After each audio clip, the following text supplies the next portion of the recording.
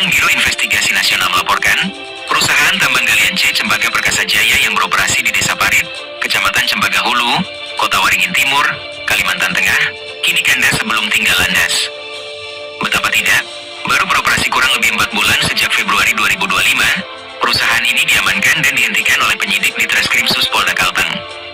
Perusahaan ini diduga sebagai penambang liar tanpa izin dan dinilai melanggar pasal 158, sesuai surat panggilan Polda Kalteng terhadap Yanti selaku pengelola perusahaan dengan nomor SPGL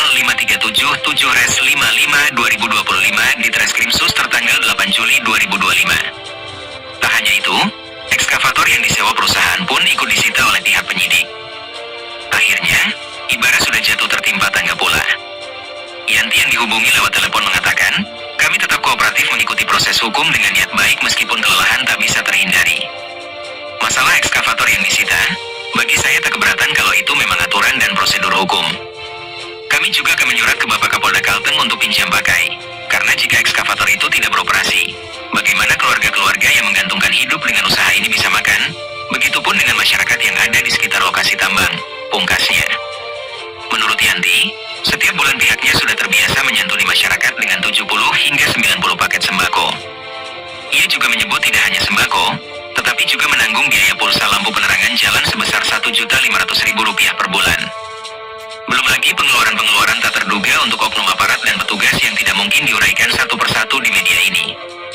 Namun, Yanti memastikan semua bukti tersebut tersimpan rapi sebagai dokumen yang bisa dipertanggungjawabkan jika sewaktu-waktu harus diungkapkan.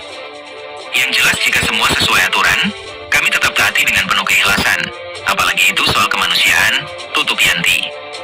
Sementara itu, Husrul Aini, karyawan bagian lapangan yang sering berhadapan dengan berbagai tipe manusia yang datang ke lokasi tambang dengan ancaman, mengaku sering kedatangan orang-orang yang mengaku sebagai LSM tertinggi bahkan wartawan, meski tak pernah menunjukkan identitas. Menurut pria yang akrab disapa Dira ini, sebagai manusia, jika seseorang datang secara baik kita wajib melayaninya dengan baik pula, karena dalam hidup ini kita tidak tahu amalan baik dari manusia yang mana yang dapat memudahkan kita masuk ke surga. Hidup ini hanyalah persinggahan dan proses untuk menuju akhirat, ungkap Dira. Terkait isu adanya pengkhianatan orang dalam yang diduga bekerja sama dengan pihak luar untuk menjatuhkan perusahaan, Dira berharap itu tidak benar. Namun jika memang ada, ia yakin kebenaran akan terungkap bila kasus ini sampai ke pengadilan. Sementara itu, Gebit, Wakil Direktur CV Cembaga Perkasa Jaya, yang dihubungi pada 17 Juli 2025 via telepon terkait kabar penyerahan dana 10 juta rupiah kepada oknum tertentu, justru terkesan kelabakan dan menyembunyikan sesuatu.